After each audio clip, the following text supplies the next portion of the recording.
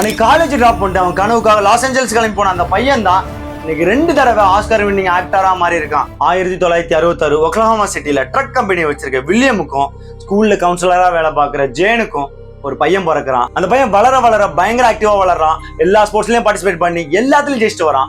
இதை பார்த்து அந்த அப்பா அம்மாக்கு இவன் எப்படியா ஸ்போர்ட்ஸ்ல சாதிச்சிருவான்னு நம்புறாங்க.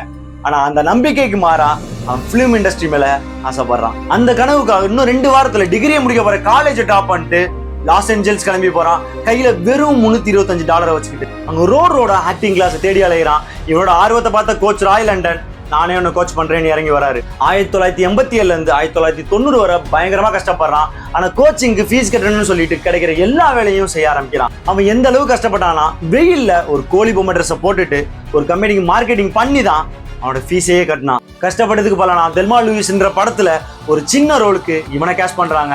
ஆனா அந்த ரோலுக்கு வெறும் கொஞ்ச நேரம் மட்டும் தான் ஸ்கிரீன் டைம் இருக்கு. ஆனா யாருமே யோசிச்சு பார்க்காத அளவுக்கு அந்த சீனை அந்த பையனை திரும்ப மக்களை பார்க்க வைக்குது. அதுக்கப்புறம் 1995 சைன் 5 மூவில நடிக்க அவனுக்கு சான்ஸ் கிடைக்குது.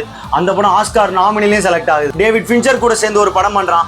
அந்த படத்துல உள்ள ஒரு சீனுக்காக தன்னோட முன்பல 2ஐயும் எடுத்து நடிக்க ஆரம்பிக்கிறான். அதை பார்த்தா ஹாலிவுட் இண்டஸ்ட்ரியே வாயடிச்சு போறாங்க. அவனோட டெடிகேஷனுக்காக அவன் பேருக்கு 8 தடவை ஆஸ்கார் நாமினில இடம் பெறுது.